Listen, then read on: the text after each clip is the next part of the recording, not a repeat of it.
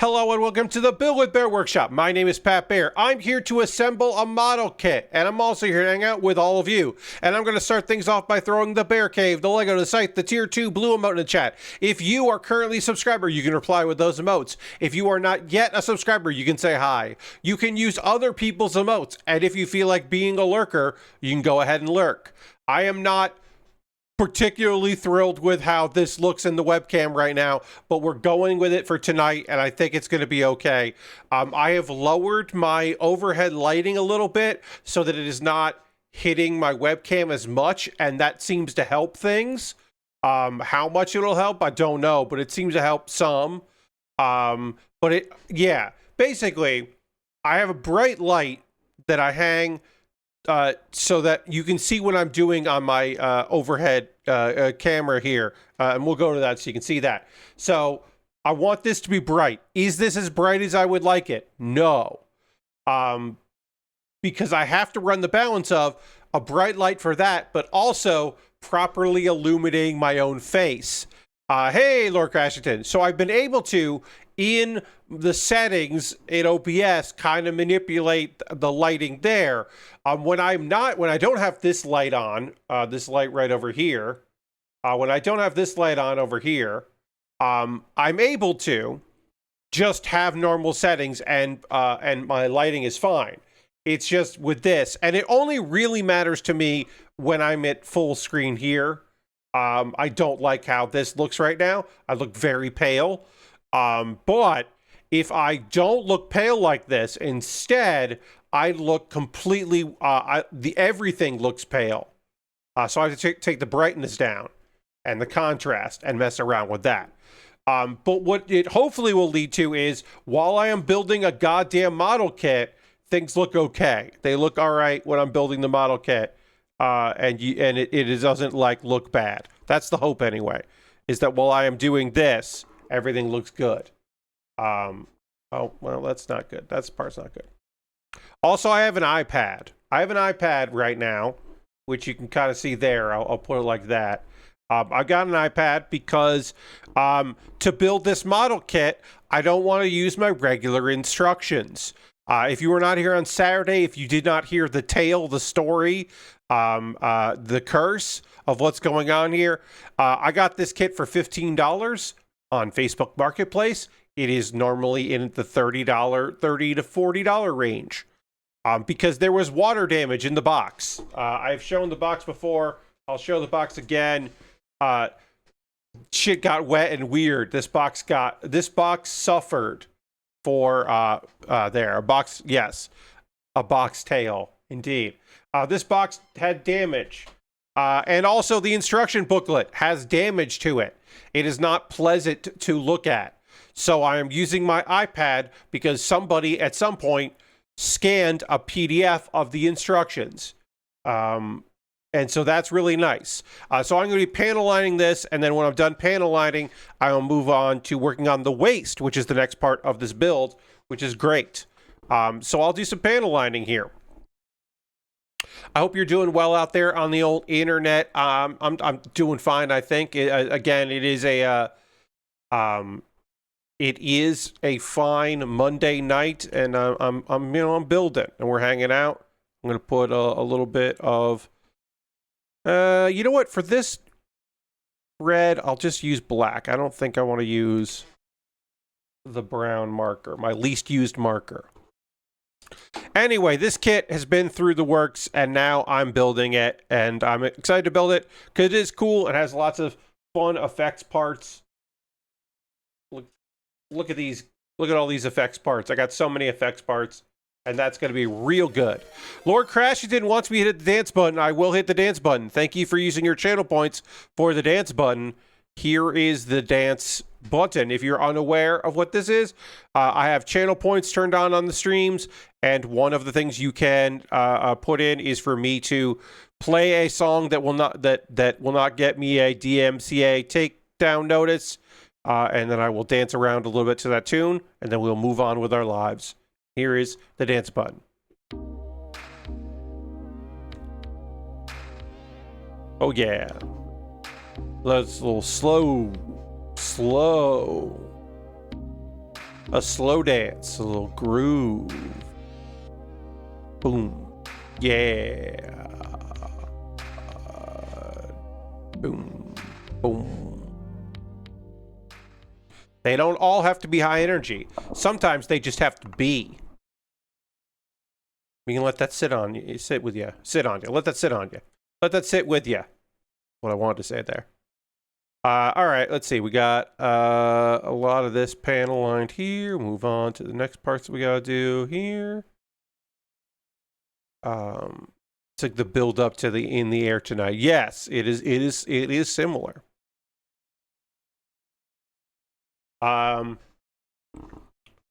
Let's see. I'm going to get through the gaming news so that I can then dedicate the rest of our beginning time of the stream tonight, in the first hour, what's left of it, to talking about the big wrestling show last night, because a lot of wrestling happened, and I'll go through it and talk about what I think sucked and what I thought was pretty cool on what was a pretty mediocre show, which for AEW is unusual. But we'll go through all that. But first, there was a fucking outage for the old Xbox services today. Let's see. The servers were wonky up until like 4 o'clock today. People were not able to log in. So this is like games you own, but because you can't log into the servers, you can't play them, which sucks. It just sucks. There are still issues as of 4 o'clock, and they are apparently working on them. They did put updates out throughout the day, and yeah, that sucks.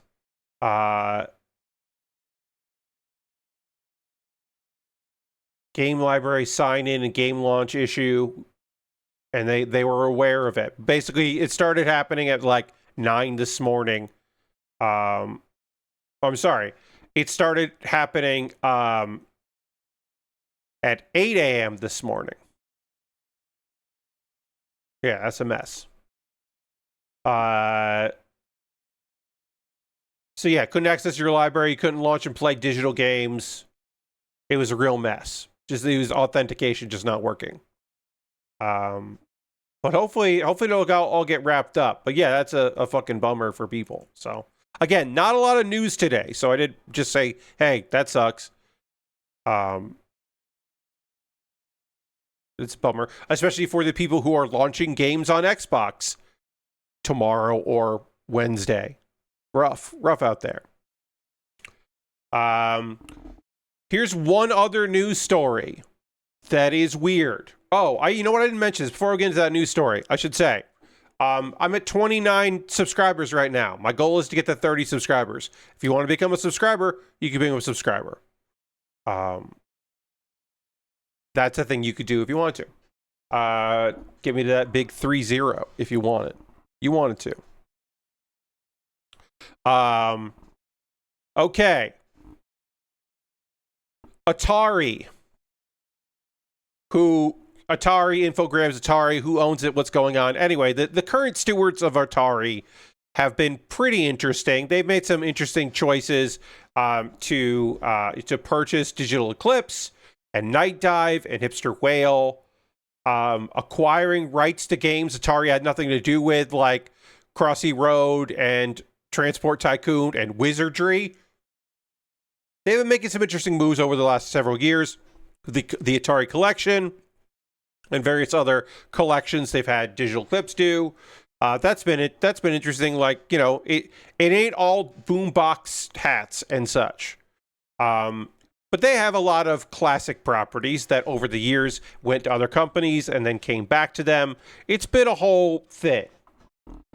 Anyway, today Atari announced via Deadline that they're gonna make some movies based on classic properties. They have the idea of doing 10 movies along with Entertainment 360, which is a Universal Pictures subsidiary.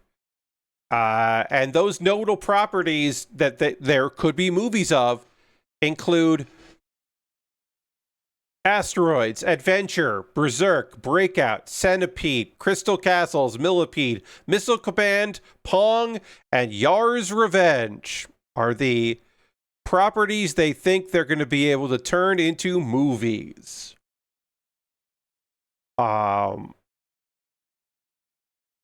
This seems stupid. Sorry, it just does. The first movie will be produced by Entertainment 360's Guimon Cassidy from a screenplay by Universal exec turned screenwriter Matt Riley and Hellboy producer Carl Hamp. Both of them will also be producers.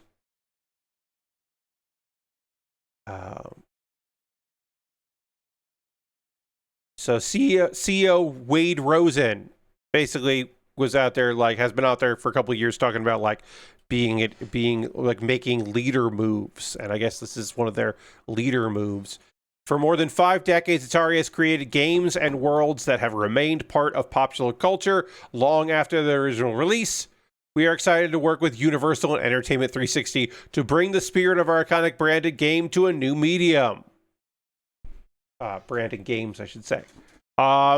This seems ill-advised, goofy, silly, bad,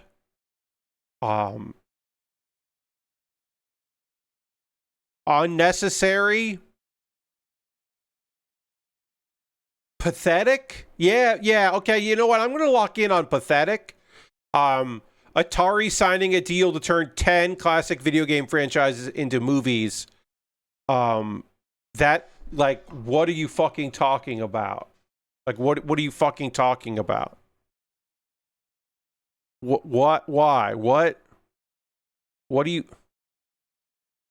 fucking mean? The Yar's Revenge movie. We're going to turn Centipede into a movie. The fuck you are? None of these movies will come out. There will be none of these movies. There will not be 10 movies. There will not be 10 franchises. There will not be a movie. Okay. I'll hedge my bets. They'll do a movie. A movie.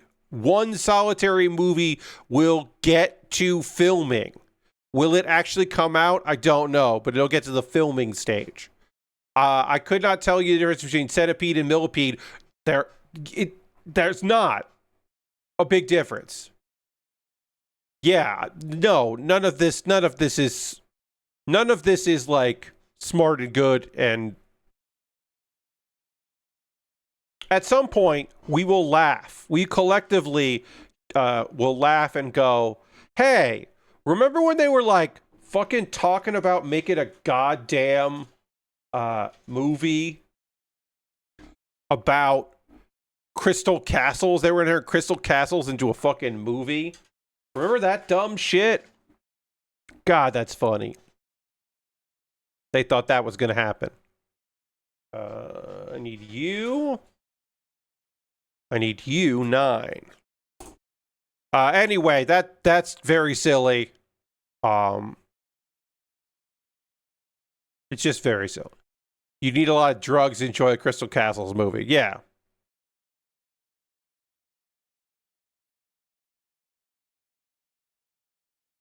It's just like, man, who you make a game for, make a video game of any of those properties.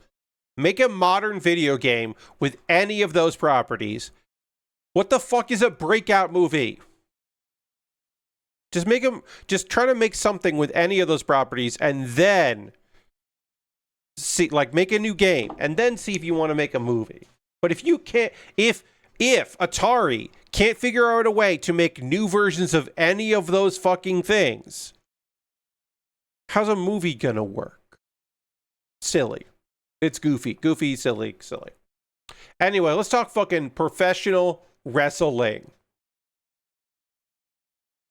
AEW presented Redemption. There was only one match on the pre-show. It started an hour earlier than normal and ended at normal time, which is fuck you. Fuck you. Tony Khan, fuck you. What do you mean you're going to do an early start time because of feedback from the audience and then do a normal end time? Just do a longer fucking show. What? Get out of here. Only one match on the pre-show. The conglomeration, Orange Cassidy, Roderick Strong, and Kyle O'Reilly, defended their trios championships successfully against the Lethal Twist, which is Jay Lethal, Blake Christensen, and Lee Johnson by pinfall. Canadians winning started in the pre-show with Kyle O'Reilly winning. The Born in Canada crew chalked up their first victory. Our boys with their backpacks came out. It was fun. Good on them. That was fine. They celebrated the fabulous Rougeau brothers, Canadian classics, Montreal stalwarts, Quebec, the Quebecers. They were honored. And there was booing. There was a lot of things said in French, which may or may not have been appropriate to repeat. The segment, quote unquote, was hosted by Daddy Magic, Matt Menard, who is also from Quebec. So they got him involved. They had a very classic, fun bit where they had Rocky Romero come out to talk shit, and he got beat up by the Rougeaus representing the family, and everyone cheered because that's a fun, good bit. And if you need somebody to come in there and get beat up and take a bump and just, take a fall, Rocky Romero is your man. Good business. Good quality business there. Off to a great start on the night. I will not talk about segments generally. Other than that, I will mostly just talk about the show and what was happening on the show. In the matches, the one thing I will say is there is a the Rose. No, I don't want to say that metaphor. Or let's see.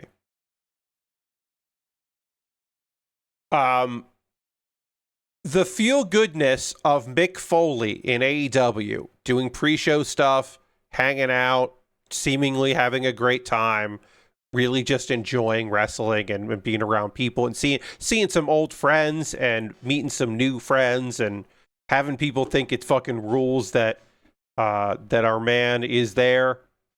All of that kind of... We were reminded of the part about Mick Foley that is a bummer, which is that Mick Foley is a annoying perv. Mick Foley, for all his many good points, is also a guy that is like, fucking Mick, come on, man. When it comes to doing dumb bits with women, there was a whole segment where they told the Divine Dominion that part of their shtick is you should bow down to them because they are goddesses.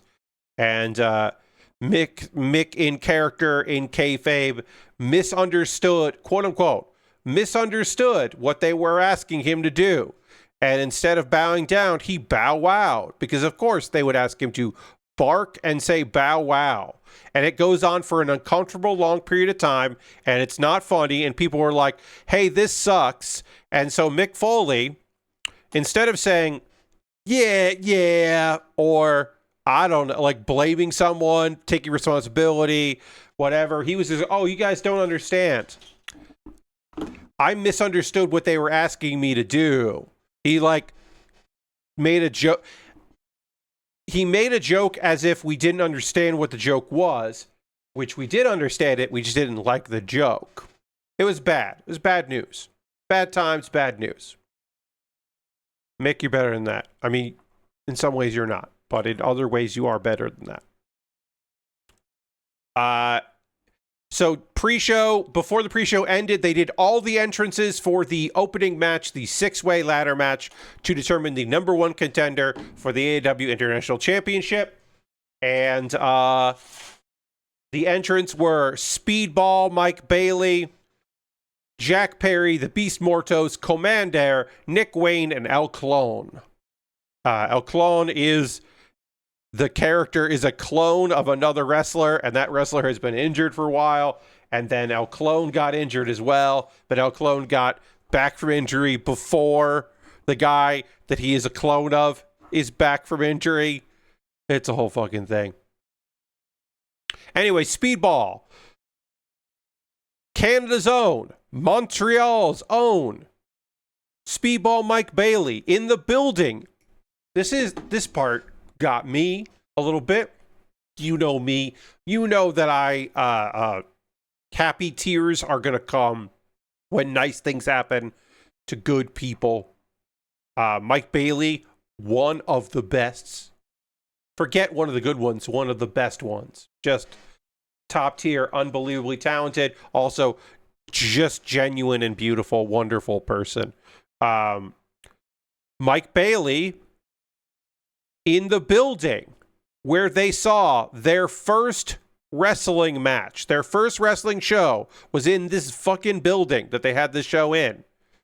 Won the ladder match and got a number 1 contendership for the International Championship, which he later would call in and say, or call the shot and say, I want to do it at Arena Mexico for Grand Slam Mexico.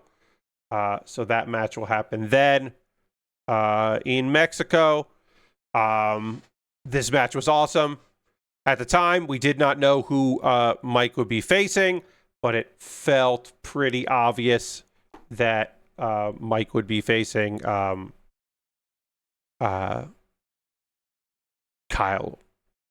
Like, Kyle Fletcher was going to win that match. It wasn't going to be Bandito, but we didn't know that at the time, but we figured that's what was going to happen there.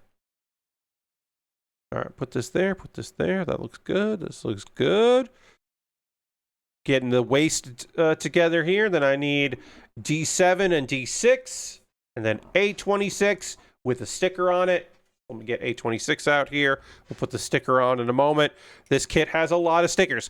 Not as many stickers as the skull. That skull model kit, the Kamen Rider Skull, had unbelievable amount of stickers. This has a semi-reasonable amount of stickers. All right, so that match ruled. That is my second favorite match on the show, was the ladder match. I think that match kicked fucking ass and was great. The next match was the Young Bucks. Matt and Nick Jackson defeated Jon Moxley and Will Ospreay, representing the Death Riders, in a tag match that, man, I understand that a tag team should beat 2 dudes hanging out together. But I think the Bucks could have lost and everything would have been fine. And I think Will Ospreay losing a match on the road to All In Wembley is a mistake. And I know it was because of storytelling reasons, but I also think the story sucks. I genuinely think Kenny Omega versus Will Ospreay, who wants it more? Both faces, both with moments of, like, how far will they go? That's all the story we needed. We did not need, is Will Ospreay in the Death Riders? Is he turning to the dark side? Is he going to be, like, Jon Moxley does not need to be involved in this storyline at all. And it sucks that he is, and it lessens everything that's happening. That is my opinion of that. So, like, there's no benefit. It just makes everything worse that he's involved in this story, because he absolutely does not need to be. Anyway, the Bucks later would challenge the winner, the tag champions, for Wembley, and then it got announced that that's happening. And I'm not excited about that match at all. We'll get to it after. Ian, what turned out to be the longest match on the card. Kyle Fletcher defeated Bandito to retain the AEW International Championship. So yeah. This was a great match. But I'm fucking sick of Kyle Fletcher's long matches. Now, is it Kyle Fletcher's fault that he's putting on a 26-minute match when it did not need to be 26 minutes? Like, it's no. This is a issue with the bookers and Tony Khan. They need to rein him in. He should not be having main event length matches. He should not. Kyle Fletcher versus Bandito should not go longer than Kenny Omega versus Kevin Knight for the world title, the men's world title. It shouldn't be a minute and a half longer than that match. That's bad booking. That's a poor decision made. It's a bad choice was made. I gotta put a clear piece. There's a sticker here, and then I'm going to put a clear piece over the sticker. Yeah, I thought this match was solid. I just fucking annoyed that goddamn Kyle Fletcher just keeps doing these long ass matches. Every Kyle Fletcher pay-per-view match could be like 5 minutes shorter, and it would not hurt it. It would be better because there would be less kickouts at 2.99999 to a finishing move. The coolest shit you've ever seen, kick out. It's like, what the fuck? The Dogs, David Finlay and Clark Connors, defeated the Bang Bang Get Bang. Sorry, I said bang like 3 times there instead of twice. The Bang Bang Gang, Jay White and Juice Robinson, in a double chain tag team match. So one member of one team was chained to one member of the other team, long chain, and then, the vice versa. And that happened. Thankfully, Gabe Kidd stayed in New Japan.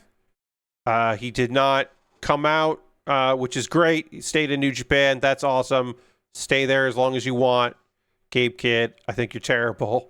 So that made me happy that he was there and not here. So that was good. Yeah, I mean, this match was what it was. The Death Riders helped out. It's fine. I don't know. I didn't really feel much about this match. I just knew the outcome because they gotta make the Dogs look tough, even though they're the fucking Dogs. And Jay White should be at the top of the card, but sure, okay. The AEW TBS Championship. Hikaru Shida, who decided that TBS stands for The Best is Shida, which I still think should be The Best Shida. She should forget the is and just say TBS stands for The Best Shida. Defended the TBS Championship unsuccessfully against Maya World. Maya World, who's at a crazy 2026. Defeated Hikaru Shida, became the new champion. Did not see that coming. I thought for sure we were leading to an all-in match with Shida versus Chris Statlander, which we could still theoretically get, and just not for the title. This is crazy. 25-day championship reign for Shida. Her world title reign, this was her first TBS reign. Her world title reign, the last one she had, was also 25 days. They just love having Shida have short-ass matches. So I can't get this piece to fit in right. And I've been trying like both directions, and neither is working correctly. I think this is how it should go in. Which is a shame, because this piece looks rad. Okay, it did go in this time. But it's not staying in. It's going in, but not staying in.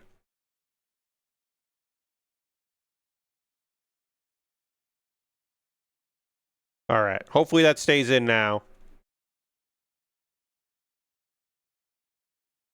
All right. We'll see. We'll see if that stays in. If not, I can always glue it in. All right. We're done with the waist. We'll now panel line it, and then we'll add it to the... we'll attach it there. Maya World, I'm still not 100% sold on. I think her story is great. I just don't know if her wrestling is up to snuff. I don't expect her to be a champion for that long. I guess they could do Sheeta versus Statlander without a title at All In. That would be neat if there were women wrestling in the card that weren't wrestling for a belt just because they hated one another. Good story. Like, I think that'd be cool. We'll see. Selfishly, my hope is that Maya World takes on Athena. I think Maya World Athena would be a great match at All In. I hope that happens. That is what I would like to see happen there. We'll see what happens. But that's what I would like to see. Christian Cage and Adam Copeland defended their World Tag Team Championship successfully against Claudio Castagnoli and Pac in a match that was too long. It is 18 minutes. We do not need to see 18-minute matches out of Adam Copeland. I would like them to lose at All In. I would like Cope and Cage to lose to the Bucks at All In. I do not want Bucks to be champions again, but I want Cope and Cage to lose. And then I would like the road to retirement to happen for Adam Copeland. I think Adam Copeland is washed and shouldn't be wrestling anymore actively. He should not be a champion in AEW. I would like to see Adam Copeland fucking hang it up. Go through the whole thing, retire. He's already a WWE Hall of Famer. Like, he doesn't owe anybody anything. He came back. It was nice that he's been back, but, we don't need this shit. We don't need this. Christian's only got so many years left, and I think this whole thing is a fucking waste of his abilities. So I would like to see that this end there. End it. And Cage and Cope. What was I gonna say? God, this match. Coming in at the third longest match on the night. The Painmaker, Chris Jericho, defeated Tommaso Ciampa by submission. That's right. A no-holds-barred match ended in submission because Painmaker touched Tommaso with a drill. And Tommaso was like, no, I don't want to do this, and tapped out. He tapped out of a no-holds-barred match. There were moments in this match that were very fun, that were a good time, that I appreciated and I enjoyed. There was some good in this match. There was a bunch of hockey stuff and good heel work. Lashbrick says, I honestly didn't catch the tap at all and was so confused. Well, here's the problem. They couldn't really linger on the drill because the thing that was attached to the drill wasn't a drill bit. So he didn't drill into him. He just rubbed a thing on him. So they couldn't linger on it. So he had to tap out really quickly and they had to cut away so it didn't look unbelievably terrible. A lot of sports references in that match. Some good bits of business. Jericho took one very stupid bump, as he is wont to do in these kinds of matches. He will take one very goofy bump he should not be taking. He did take that. So then we all are happy about it. But the real thing is that the Painmaker just fucking sucks. Holy shit, the Painmaker sucks. Now, if you haven't been seeing this, Chris Jericho, one of the greatest wrestlers of all time, the man who used to be known for reinventing himself, that when he felt things were stale, he would introduce a new dynamic. And up until the Painmaker, which was his New Japan, I'm a tough man thing, the man of 1,001 holds, actually, yes. He knew 1,001 moves. Because Dean Malenko knew 1,000, and he knew 1,001. Chris Jericho came up with this idea of an alter ego, let's say Clockwork Orange, Alice Cooper kind of paint persona. There's a band called Avatar that Jericho is just ripping off the lead singer. But that man is doing a performance. The comment that I made later in the night was that Tekla is what Chris Jericho thinks he's doing. Tekla's entrances is what Jericho thinks he's doing. But Tekla understands what camp is, and Jericho does not understand it. Jericho, and this is the problem with the Painmaker, because the Painmaker could be an amazing gimmick, except Chris Jericho refuses to let it be funny. It can be fun, but it can't be funny.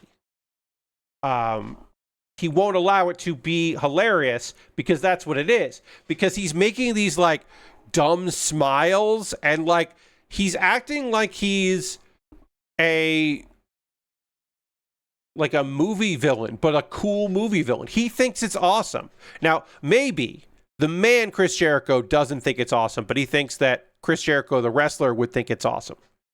But the announcers have to pretend like it's badass and cool when the Painmaker does shit, but the Painmaker is terrible.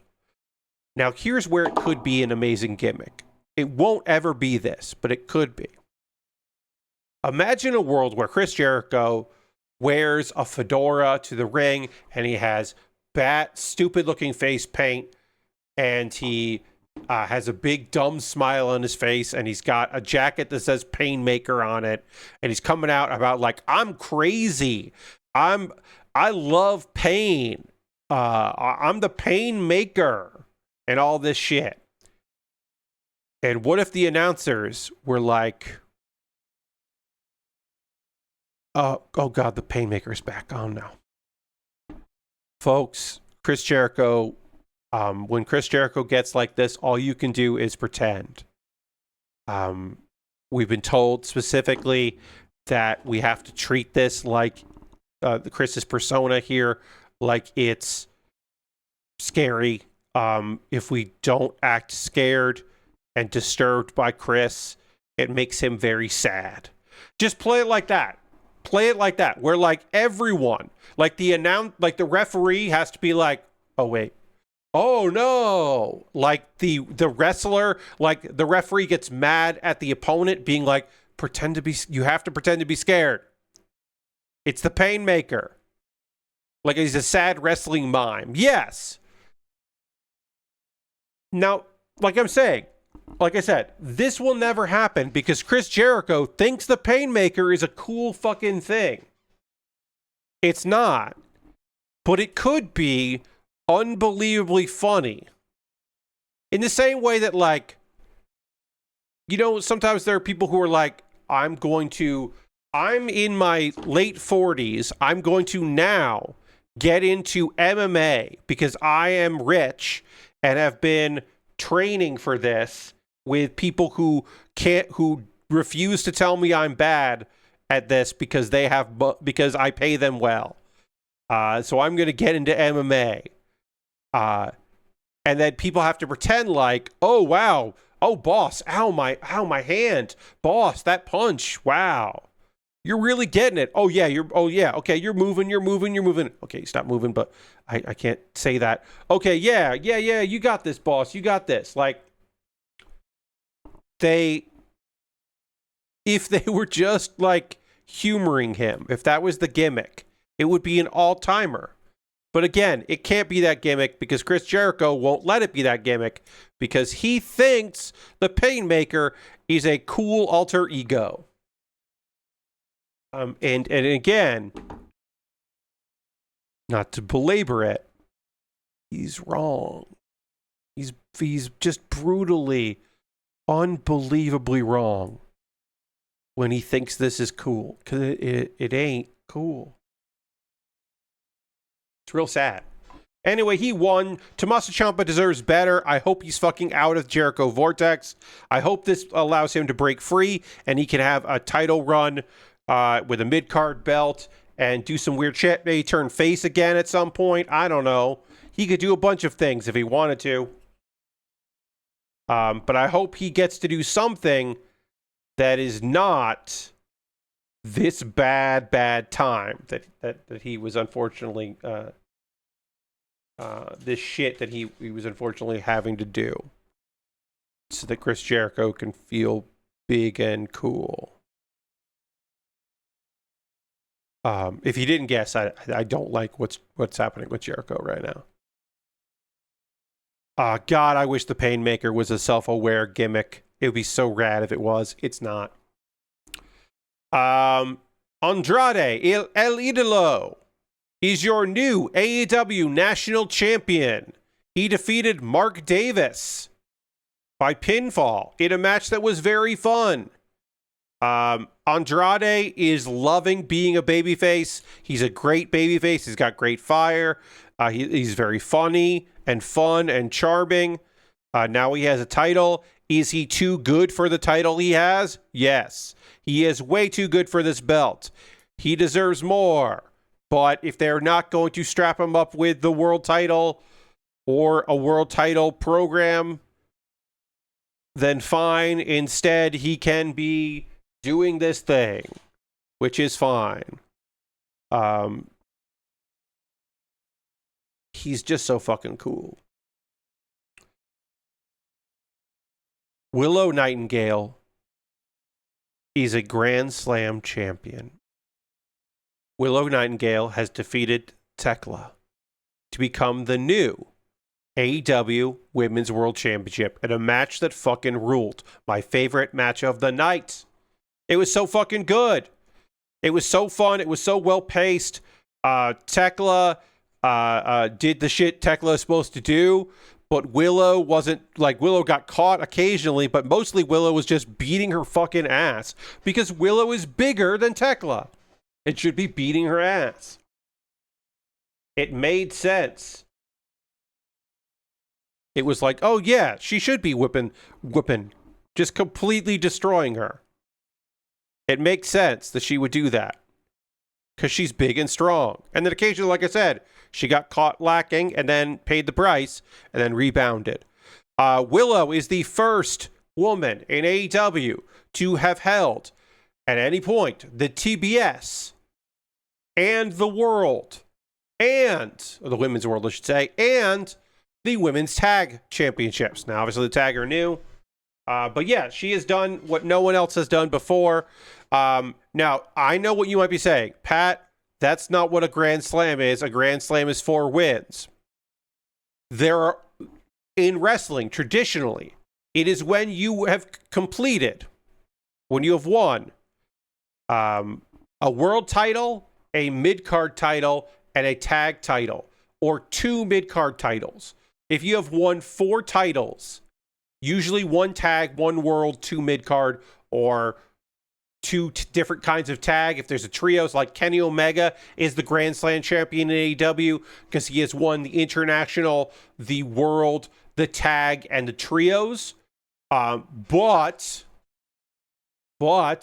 MJF, not the Grand Slam champion because he has not held a tag title.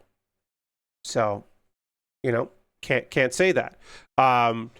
But in the women's division, unfortunately, there are only 3 titles to win. Now, you could say, well, if you win the tournament, the big tournament, if you have won the Owen, which again, Willow has done, therefore making it hers. But I don't like the idea of winning a tournament. I don't like considering that belt. So they have said that she is the Grand Slam champion.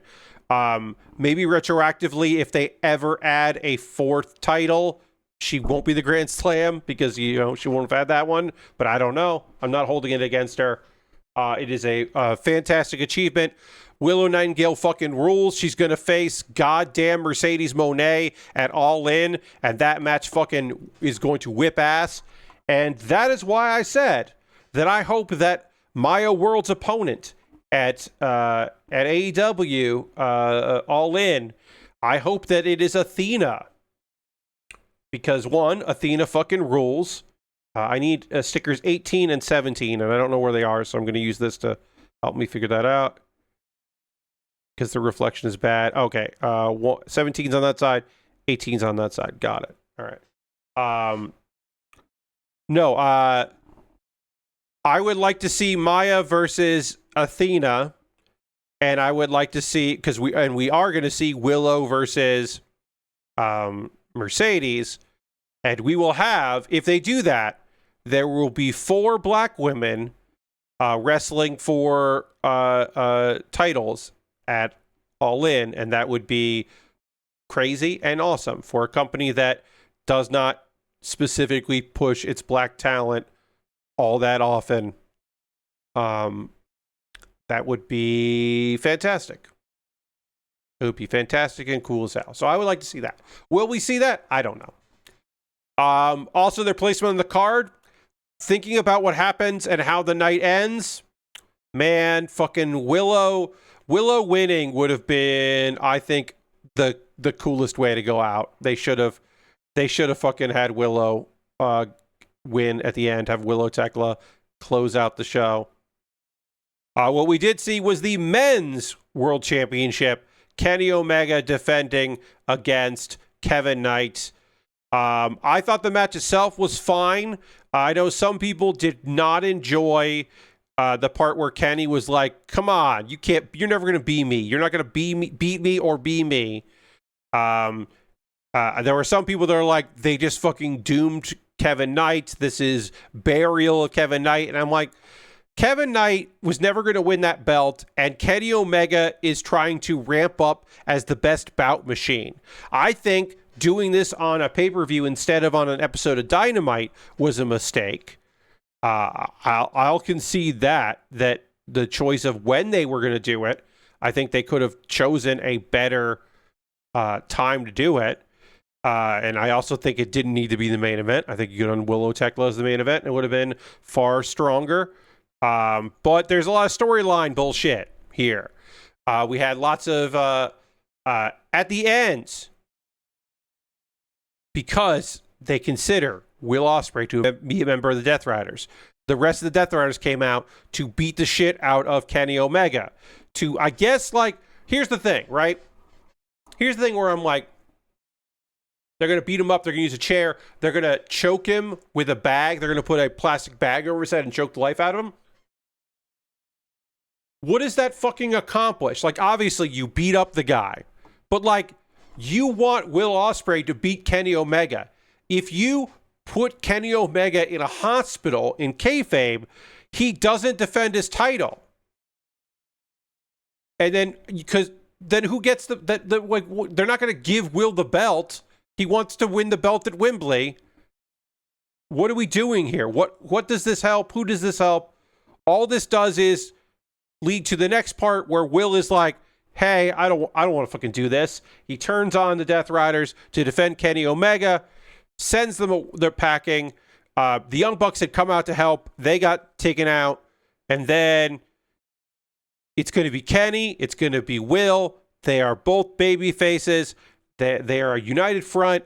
All of this mess doesn't matter. None of it mattered. It never mattered. And then Kenny does his finisher on Will Ospreay.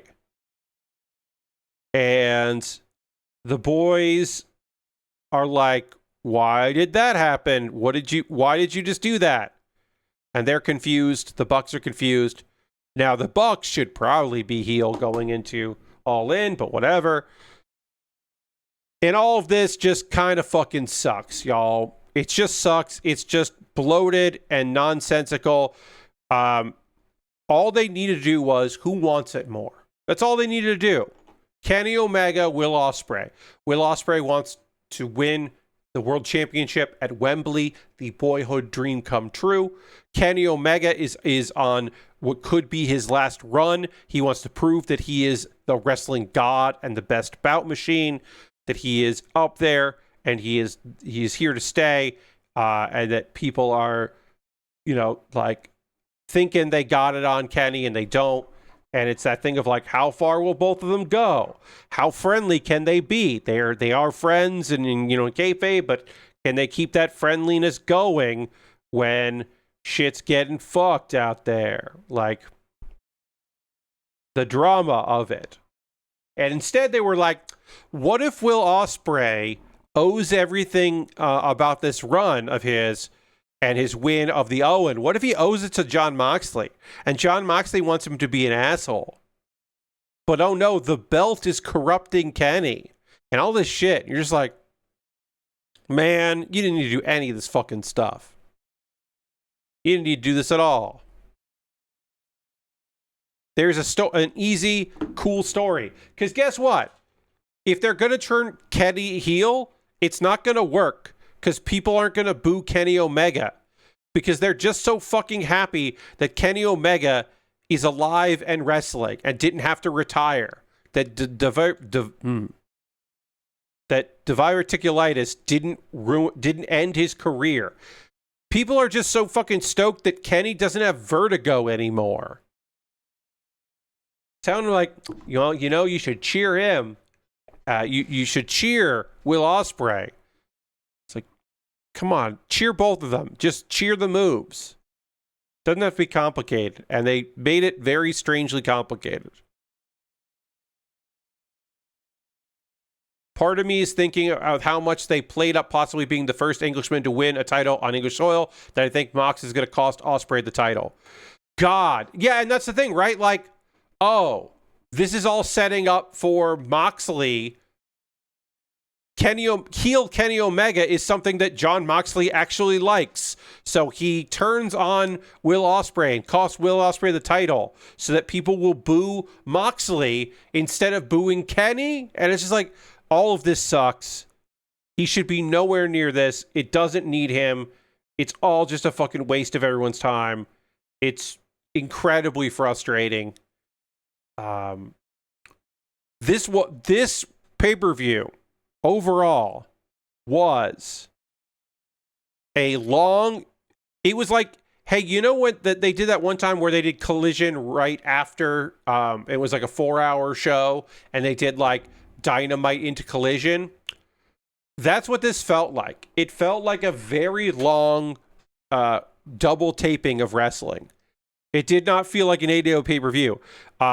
And that's bad because AEW often has storylines that don't quite work out or make sense or are good, and they get by consistently by having incredible wrestling.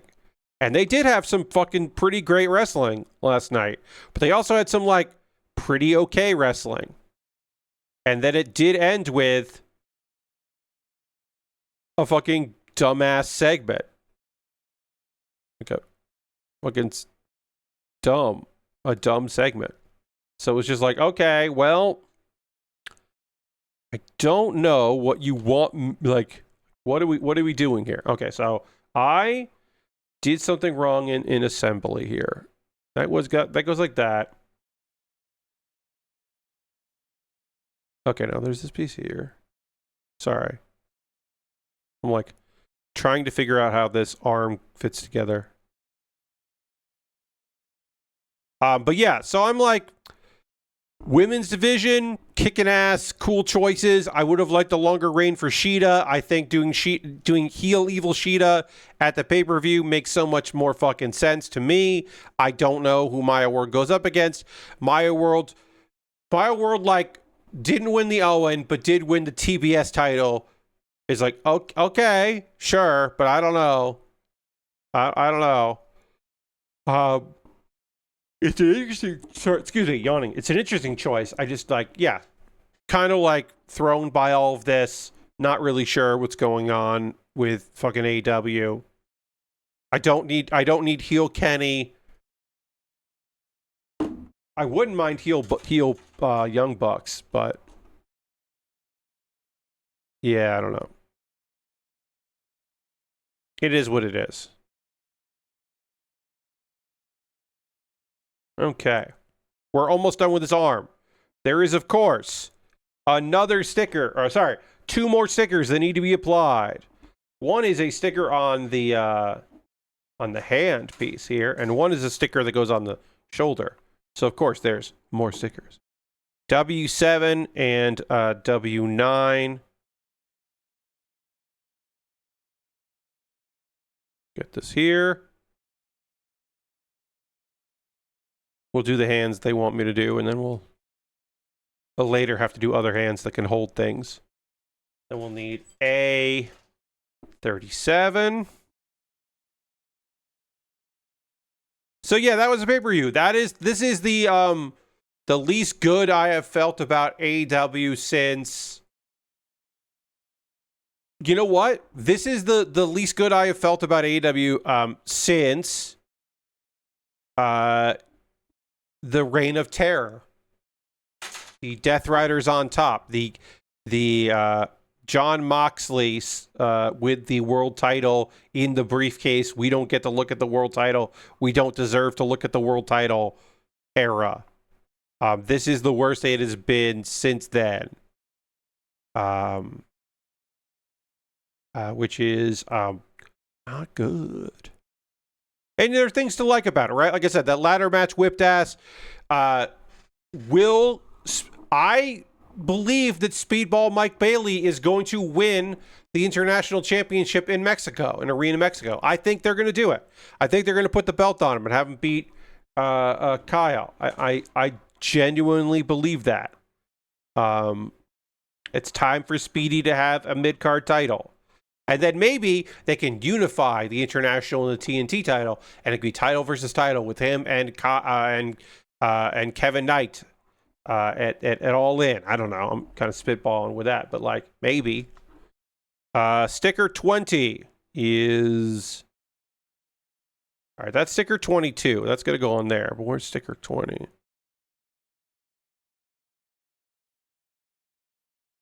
Okay, that's sticker 20. And that goes here and folds. What was I gonna say? And Willow winning. Obviously, Willow Nightingale being the champion, just it means the world. It's so great. She's so deserving of it. I'm gonna be fucking bummed if she's only holding it for a month. I don't know if she's gonna beat.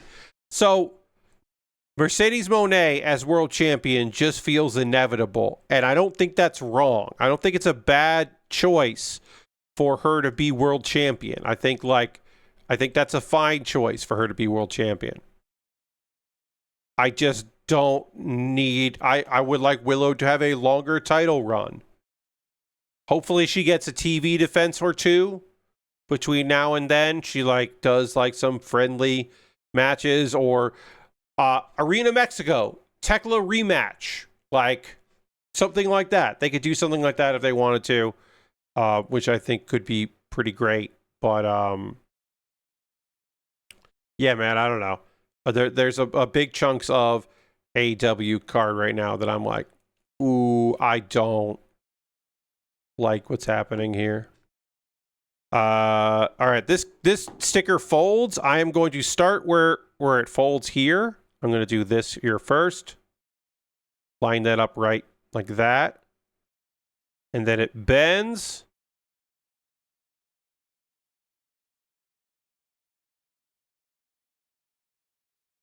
And then we got to fold these down. Use the toothpick here. I for real don't like these kinds of stickers that require these many bends. I don't think I do well with them.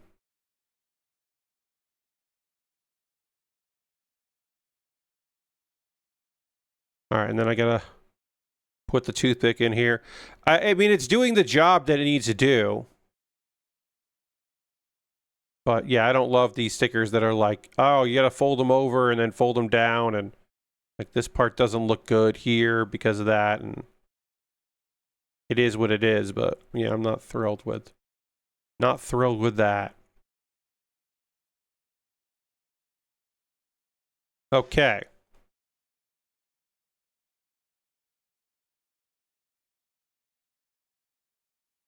An arm is on. We got a panel line that arm. What am I doing? I can't.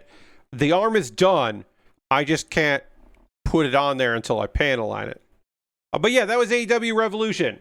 I'm glad I watched it with friends. I wish it was a better show, but I'm not mad that I watched it. I'm disappointed in some of the choices that company is making. I genuinely think that the build to Revolution is always the best time of year. Because they have a couple of months, because they don't do a show in January often. They never do a show in February. They can build to it. I think that's awesome. And it usually builds really well. And then I think it's rough because of All In. Everything's just kind of rough. And then when football season starts,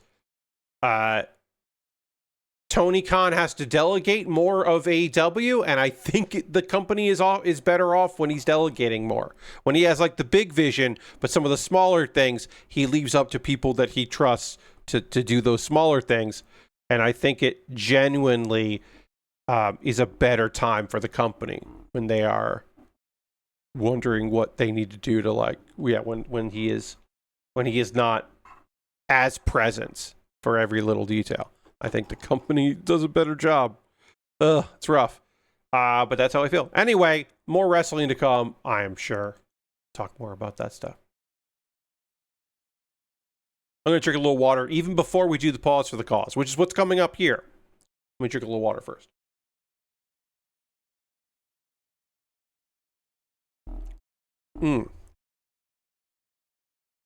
Now is the part of the stream where I'm going to talk to you, that's right, you, the viewer, about ways you can support me, the streamer.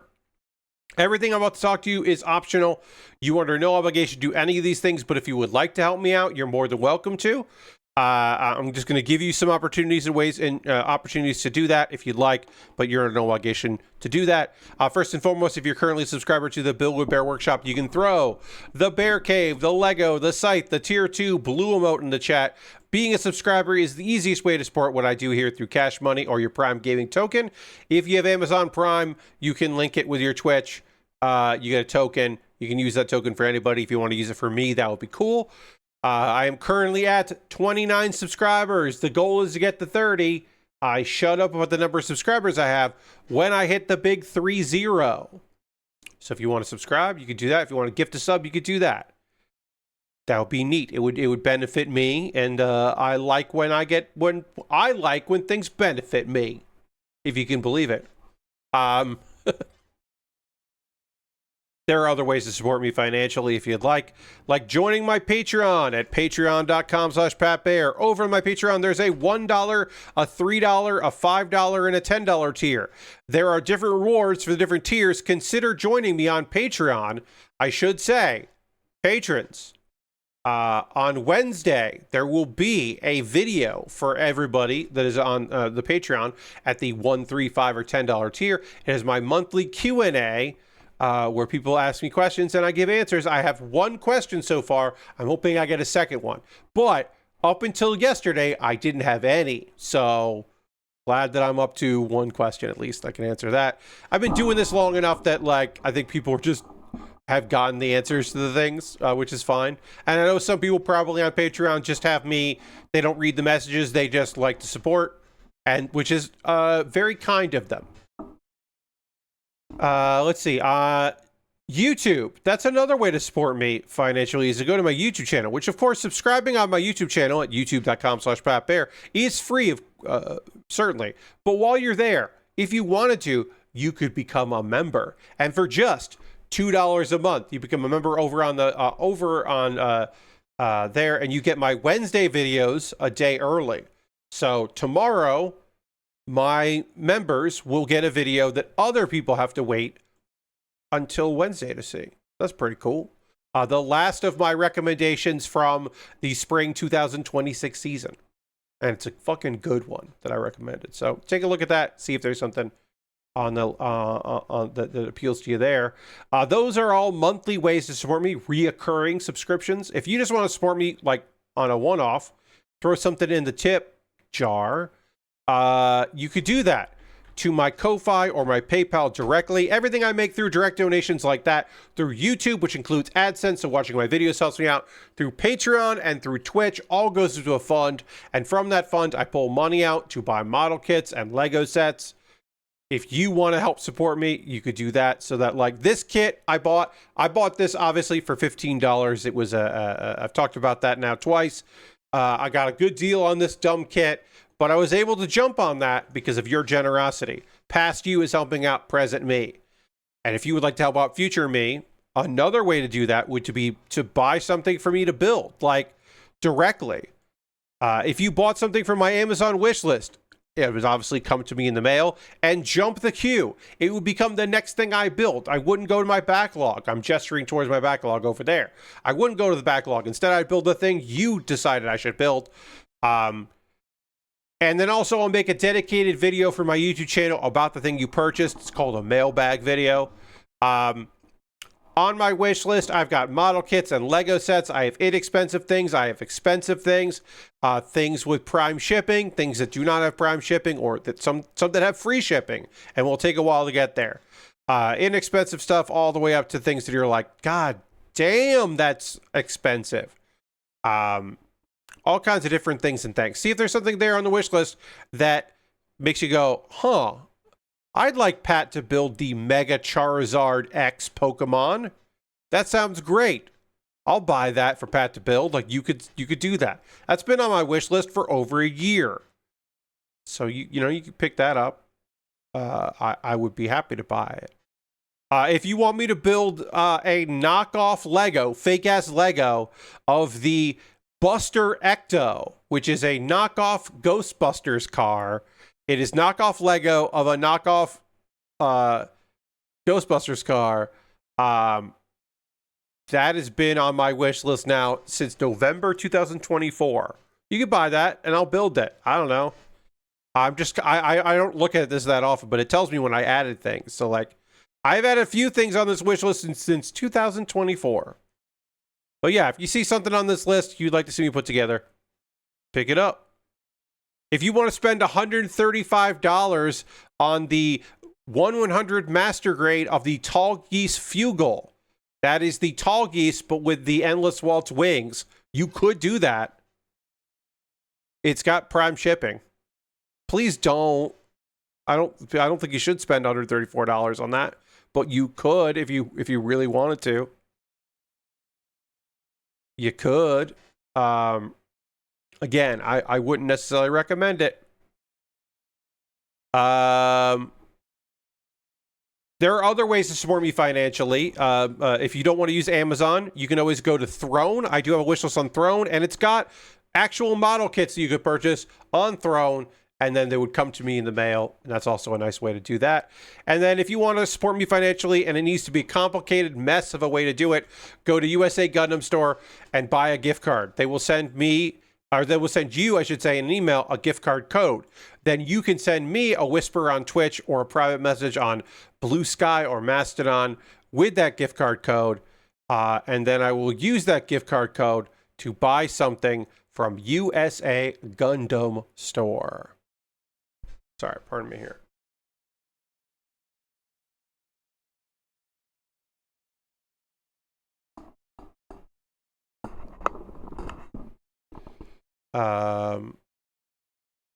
There we go. Okay, sorry. I just had to check something real quick and then fix something.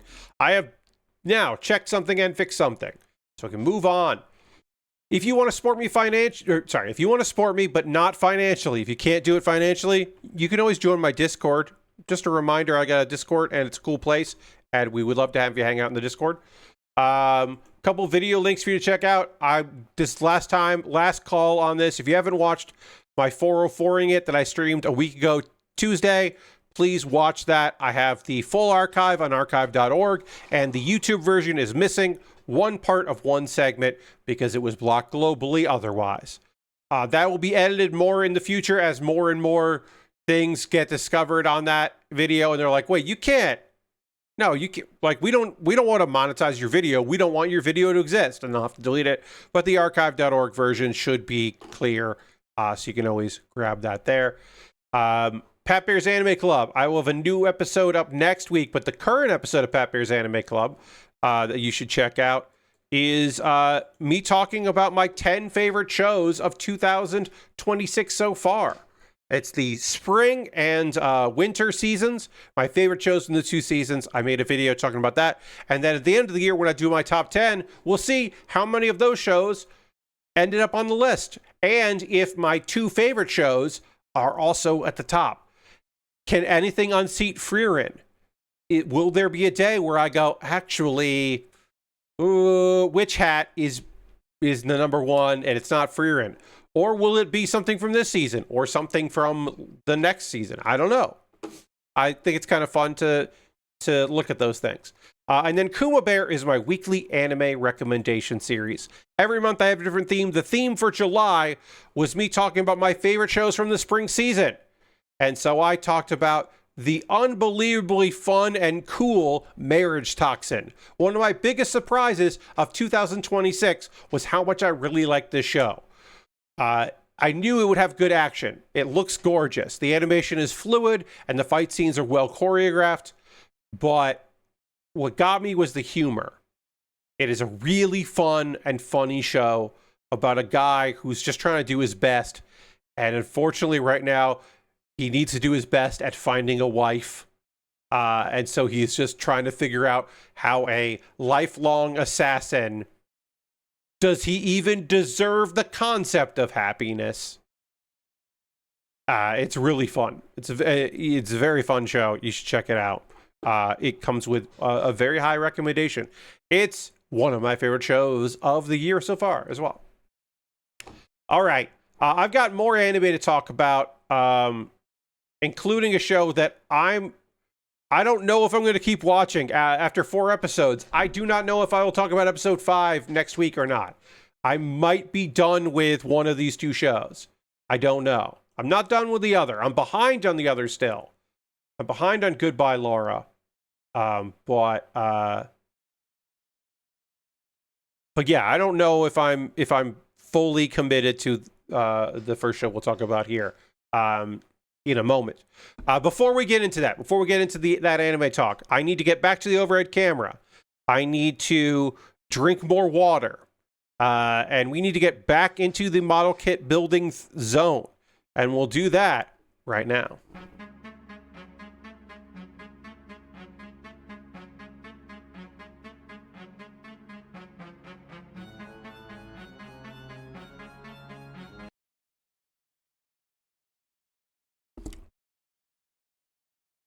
Okay.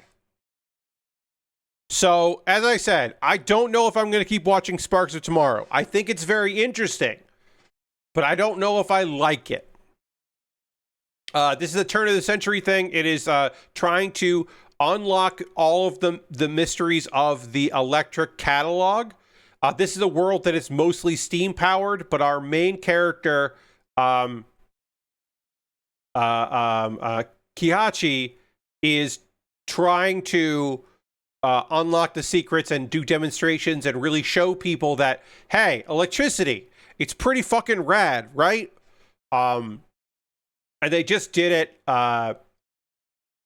We find out that some of the people involved in these stories, there's this whole thing about like Kihachi's brother stole the catalog from him at one point, but added some notes. And so some people along the way have been, people don't realize that Kihachi is the guy that wrote the catalog. So a lot of it's theoretical. We're going to see some proofs of this. This is, there's some adventure and a lot of characters. There's a bigger cast than I would have imagined. Inako, who is probably going to eventually, is the love interest, but is supposed to get married to Yosuke. Basically, she is searching for the notes that her late mother left, because her late mother was a brewmaster, a master of brewing, and she wants to carry on that legacy. But her father's like, no, you're going to get married to this guy, and he doesn't want you to do that, so you're not going to do it, which is a bummer. Um, Kihachi, his shop gets broken into. Yosuke, because Yosuke basically gave him the catalog. He's like, this catalog is filled with your dumb notes, and he's like, that's because he wrote the thing. But he doesn't know that, so he's like, he realizes, oh, I actually do need that notebook. So he tries to break in, but it turns out another character has hired some bodyguards to protect Kihachi because they want to see how far Kihachi will go with the catalog and how much like cool shit and electricity he can manage to do. Yosuke drives away in a steam-powered vehicle and almost hits someone who is named Akira. He is the heir to the a traditional weaving shop. But turns out that place is in financial ruin. The father passed away, and the mother has held herself up in mourning, and they pretty much need her to. This sounds harsh, but like they need her to keep the business going if they want to properly honor the father. A way to do that would be keep the business going, but she is in no mental condition to do so.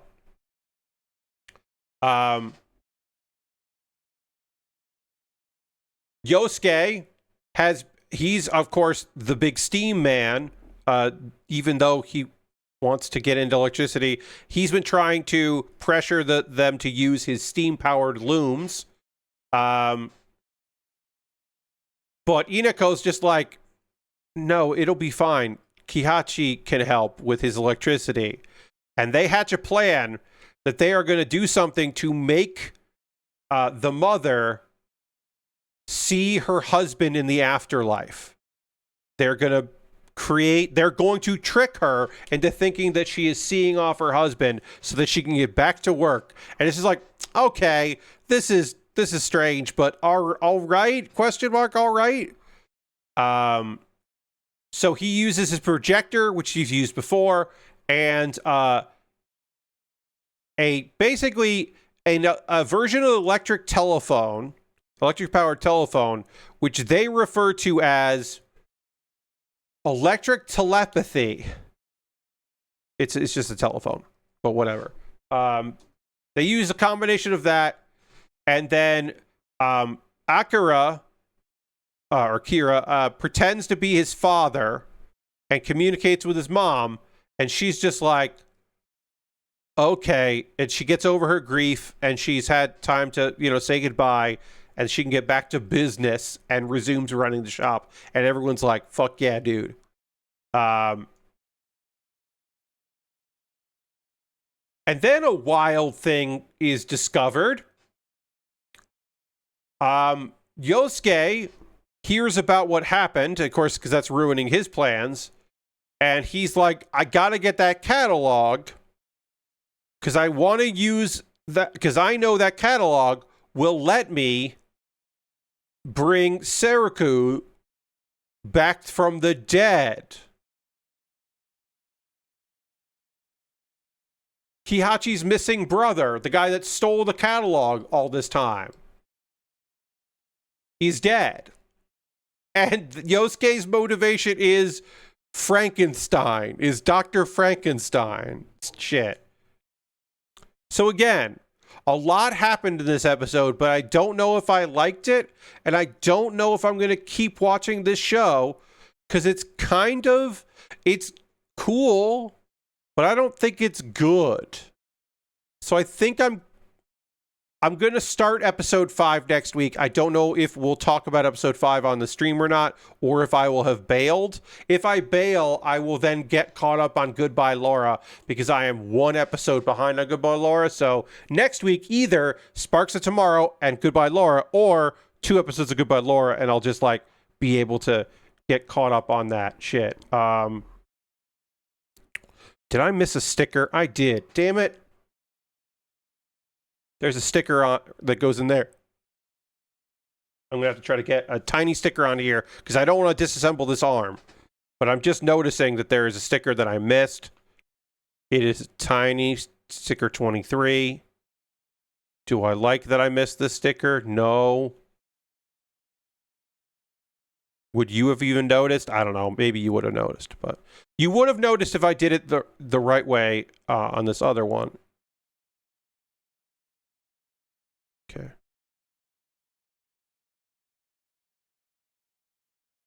I don't know. That little tiny speck of blue is probably cool. And now that I look at it there, I'm like, that's pretty all right. I don't dislike that tiny sticker that I missed out on. It does pop a little bit on that arm, so okay, fine. But I'll do it as I'm building on the other part of the arm. Now that I'm working on the right arm, because we finished the waist, now working on the arm. What's after the arm? After the arm is the left leg and the right leg, and then the backpack, and then, well, there's then the backpack, which is a lot. There's a lot with the backpack, and then the weapons. But the backpack is going to be like its own stream, basically. And the shield, and of course the shield has a ton of stickers too. Everything has a ton of stickers. You know that at this point. I don't need to tell you that every part of this build has a lot of stickers. All right, let me get into this, and I'll talk about episode 3. Again, I'm a week behind here on Goodbye Lara because I didn't watch the first episode when it aired because I wasn't sure if it was something that I wanted to see.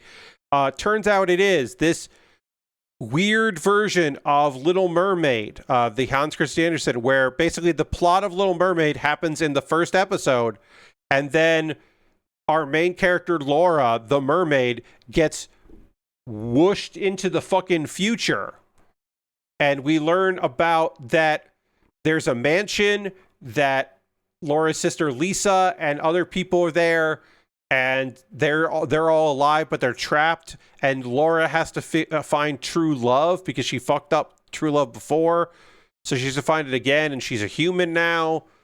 And then Grace inhabits a fish, and Mari knows about the fish. It's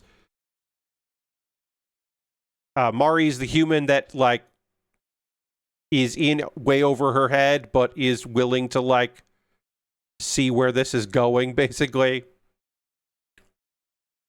It's all weird. All of it is weird. It's cool though, man. There's cool shit here. Episode 3.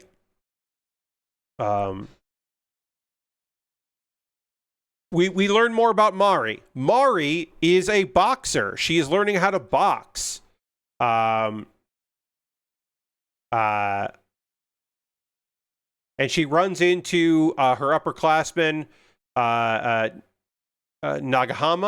What are you talking about, Pat? That sounds normal as hell. It's so weird, Lord Crashington. It's awesome, though. Anyway, now we'll get into the normal part of the anime, where, Mari and Nagahama, one of them is going to win their fight and make it to the national tournament. I'm sure there will be other things along the way, but that's what's happening here. Mari has been into boxing since a young age. She was encouraged a lot by her mom to do so. So we now know that. But that is a big element of Mari's life. It's boxing. So Mari and Nagahama are arguing, and the coach is like, fine, whoever wins this boxing match can represent the school, which is like, you didn't have a plan for that? You were just like hoping they would decide amongst themselves, or I'm unsure, but like what was the plan there?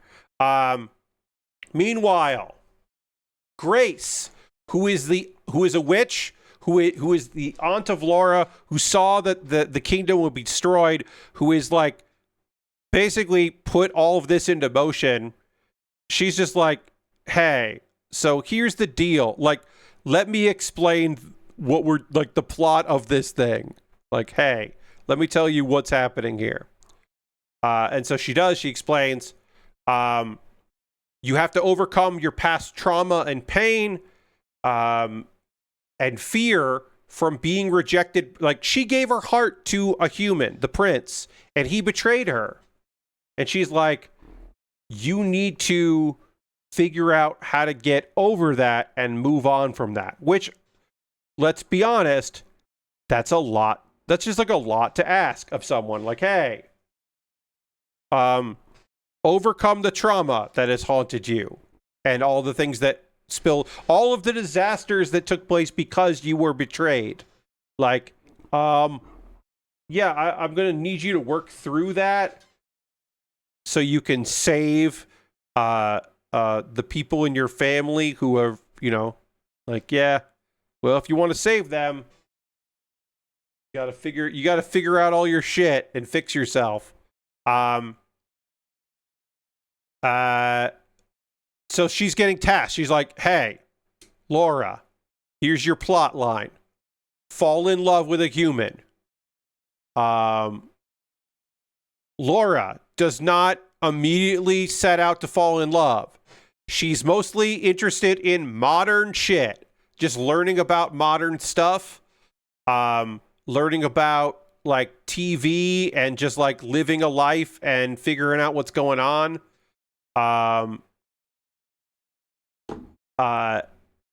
And like, what the fuck is a television drama and all this stuff? Like, she's got a lot on her plate, and falling in love is a priority. She does have to do that, but she's not like immediately making progress with that.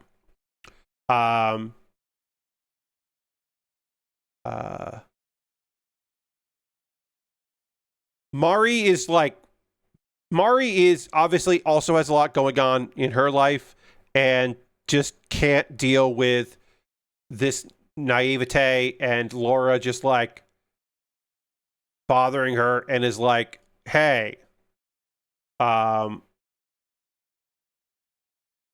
you I don't think you can stay here anymore. I don't think this is working out. Which obviously hurts Laura quite a bit.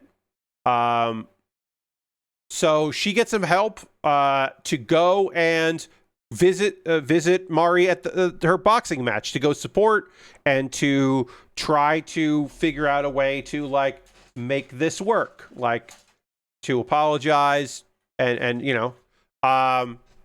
and make amends. Meanwhile, Mari is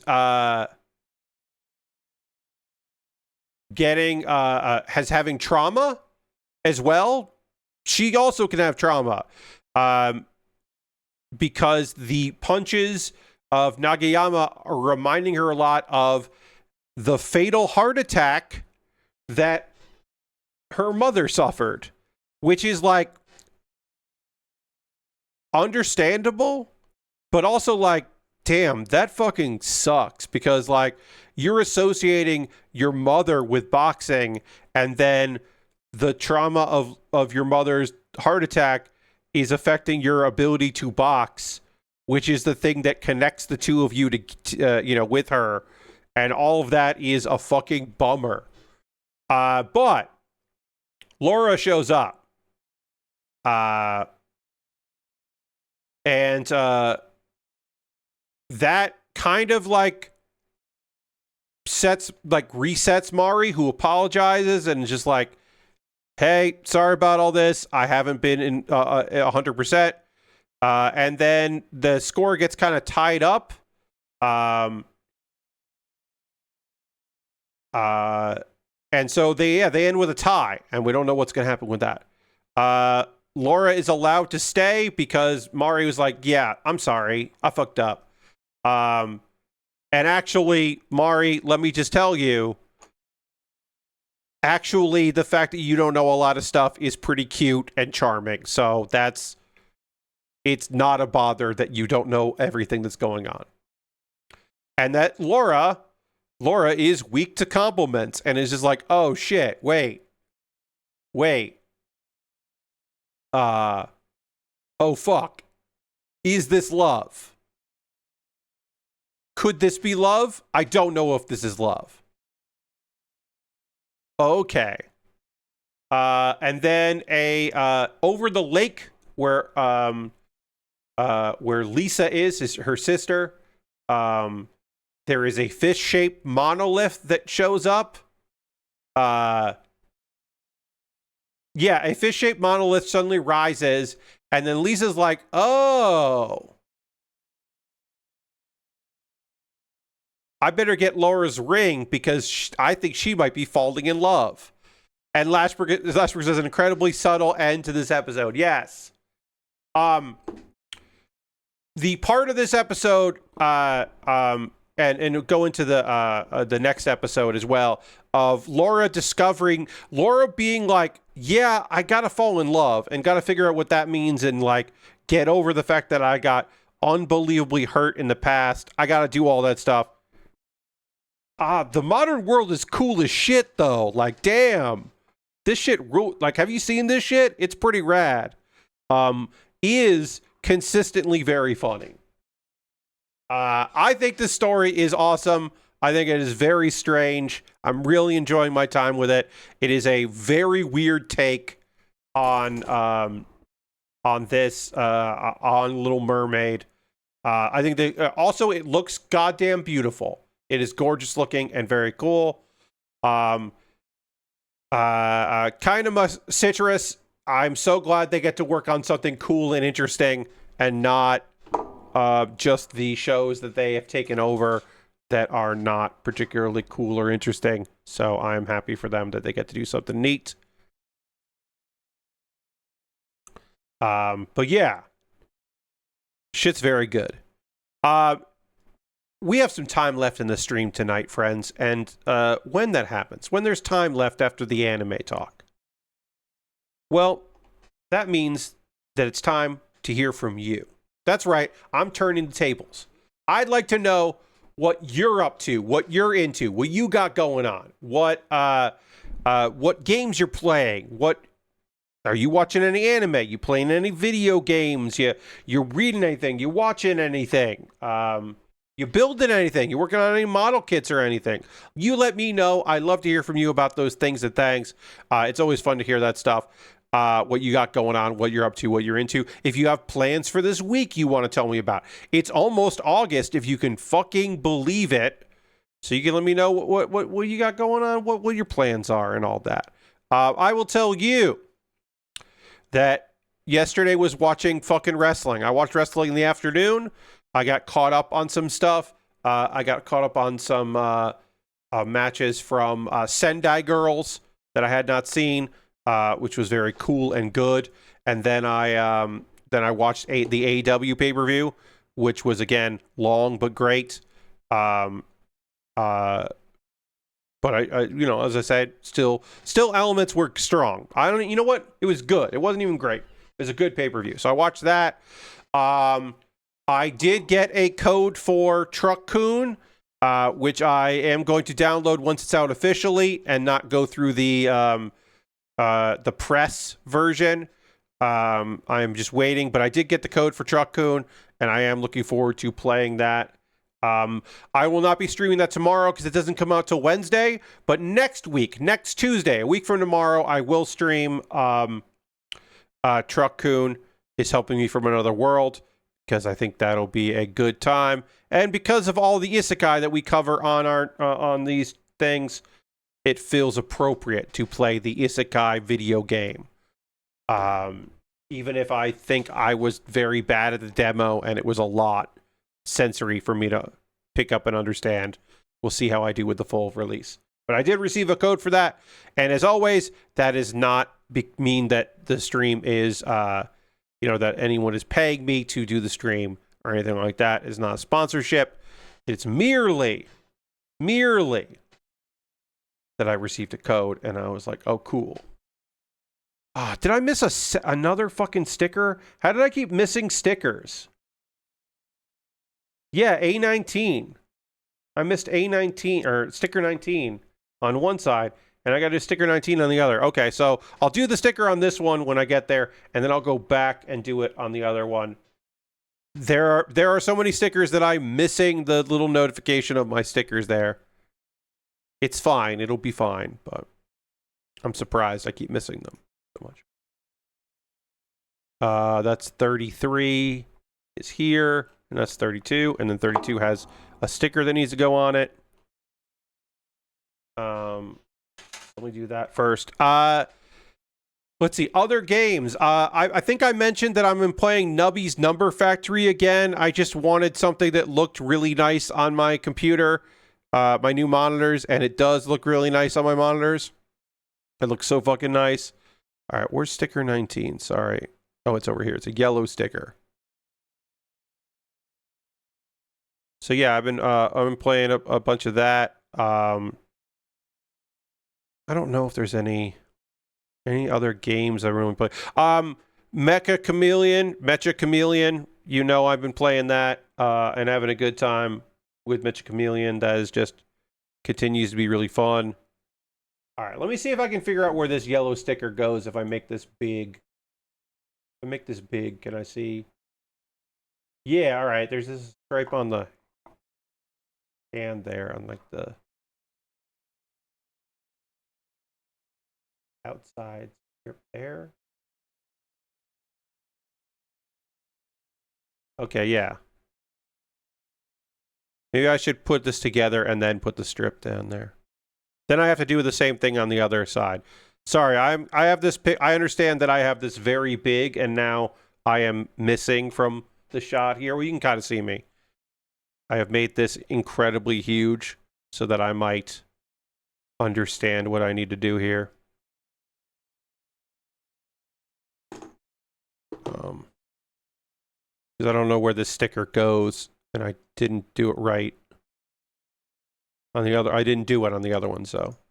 And I'll read what Lord Crashin has to say in just a moment. Anything else going on with me? Tomorrow's stream. I can tell you tomorrow's stream is Power Wash Simulator. Power Wash Simulator, the Star Wars DLC, the Star Wars pack.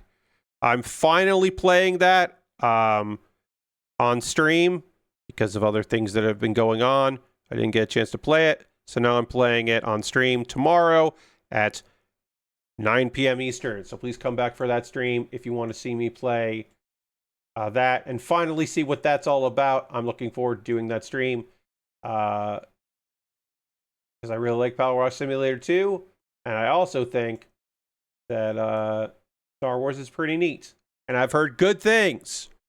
Lord Crashin is going to see The Odyssey tomorrow. Watching more Star Trek Season 2. Hell yeah, hell yeah. I hope you're enjoying it. With a weird episode about poisonous white gorillas and witch ladies that's about the Vietnam War. Yup. Yes. Yes. And a cool episode about gods that have been stuck on this planet for 50,000 years, or 500,000 years to say, but get to inhabit the crew's bodies to try to build robot bodies for them. But Spock's guy tries to kill the other people. Yes. Yeah, that one's real silly. I mean, there's a lot of episodes of that era of Star Trek that are just real goofball. All right, so let's get this sticker on here. And yes, sometimes it's not so subtly about modern topics like the Korean War. Topical references. Yes, their ongoing scientific mission. The ongoing scientific mission of the Star Trek Enterprise is the Starfleet Enterprise there is to constantly run into some of the weirdest goddamn shit you've ever heard in your life. And aliens that are like weirdly connected to Earth and sometimes or are just like the equivalent of gods, but they're not gods, and there's a very flimsy scientific reason why they're able to do this stuff, or evolutionarily why these things happened, and you're just like, all right, sure. If you say so. Okay. It's all very silly. But fun. But it is fun, I should say. That shit's silly, but also good. All right, that sticker's in. That's on. I'm going to get all the stickers done here, and then we can do some panel lining. I think we'll finish panel lining it, and then we'll start on the legs on Thursday when I resume building. Let's see, we got these stickers here left to do. I need A36, which is the other arm part here. But yeah, if anybody else has anything they'd like to talk to me about, anything they've been playing or working on or reading or watching or anything like that, you know, feel free to let me know what you got going on there. So I haven't touched this game because I do want to stream it at some point. But I did find it was on sale, and so I picked it up. Because it got mentioned on I think Wario64 mentioned it, or GPD. I don't remember who mentioned it, but a video game called Stories from Seoul: The Gundam, and it is a visual novel that came out last year. February 2025. Stories from Seoul, The Gundam released, and it is a visual novel about a crew that has a mech, like a spaceship crew with a mech. And it looks fucking awesome. It looks unbelievably cool. And so I'm gonna play that at some point. I'm so surprised that this that I've never heard of this. It just looks so cool. I'm mad that no one told me about this thing because it looks rad. Anyway, I'm going to play it at some point. I bought it. I think it's still on sale on Steam. Whoops. Why is there music playing? That should have been muted. That's annoying. Anyway, yeah, it's 30% off right now, so I got it for $10.50. That's on sale till August 7th, so the sale might go off before I play it again, or before I play it on stream, but it seemed neat. Lashbrick says, watched a lot of wrestling between Mystery, Collision, and the pay-per-view. Had some good solo runs of Vault Breaker and Marathon today. Still haven't fucking played any Marathon since the new stuff. I'm annoyed. The multiplayer crew it hasn't been a priority. I gotta be like, hey, I kind of want to do this and see if I can wrangle up some people to make this happen. Because, like, as I said, I'm often a little passive when it comes to the crew. I'm happy to do whatever. Like, you know, when we were playing Multiverses, I was never... I was the person who was least interested in Multiverses, but I played it a bunch because my friends wanted to play it, and I want to play video games with my friends. But I'm probably going to, like, be more aggressive about trying to get some fucking Marathon in. Think I've got a pretty solid grasp on Vault 1 and 2, just need to grasp on the rest. Hell yeah. Yeah, like I said, I just have not gotten the opportunity to dig into that stuff, which I would like to. Okay, so sticker 21, which is over here. And Lord Crashton says, I did play some WCW Aki games on N64 on your Superstation after seeing Jeff play the first one on his ranking stream last week. I think he'll rate WCW NWO Revenge much higher than the World Tour game. Yes, the World Tour game is barely a video game, and I think Jeff will have more fun with Revenge. I think he will enjoy his time with Revenge more than World Tour. I think World Tour right now is the highest ranking wrestling game. It won't be for long. More wrestlers that look better too. Yeah, I think he will like Revenge more. No Mercy. Well, no. Sorry, not No Mercy. CW N64 games. What am I trying to say here? Yeah, Revenge. I think Revenge he'll like. Oh yeah, that's WWF No Mercy. I think like he'll like that.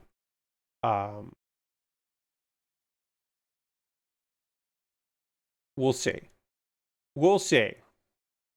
I did like Ric Flair got busted open immediately when he was playing it, which is the most lifelike thing that's happened. Yes, that Flair got busted open and sold. You're very correct. Let's see. Yeah. WCW versus NWO World Tour, Virtual Pro Wrestling, Revenge, WrestleMania 2000. WrestleMania 2000 is pretty good. I wonder what he'll think of WrestleMania 2000. I wonder. That's obviously Virtual Pro Wrestling 2's engine. And then WWF No Mercy. THQ. Yeah, I am interested to see at the end of his N64 rankings, like, the subhead of wrestling. Because, like, people will do, like, the football games. They will do, like, the sports. Like, what's the best sports game? Yes. But I'll be interested to see his ranking, like, because you can extrapolate the wrestling ones and pull that out and go, okay, this is what he thought of all of the wrestling games. And I think that'll be interesting at the end of the day, as Jeff ranks all of these N64 games, all of these fucking N64 games. He has so many to rank still. It'll be a while. All right, I'm going to finish this, and then we'll probably wrap up here. I know he's reviewed those Acclaim games better than the Yaki stuff, but I can't imagine they hold up better. So I don't know. That's the thing. Science will be different from Jeff's opinion, probably. Jeff's opinion is he never liked the Aki games, and I don't think he still does like the Aki games. But I don't know what the science will say about the Aki games versus the Acclaim games and how they hold up, over time. Like, I don't know. I don't know how the science will be applied for those games. But I do think World Tour is going to be at the bottom of the wrestling. And all right, we do have to panel line this arm, but we won't panel line this arm until the next stream because I wonder, can I do, wait, I can't remember if I can.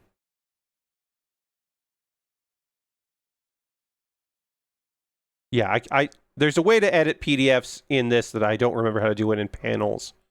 I don't remember how to do that, but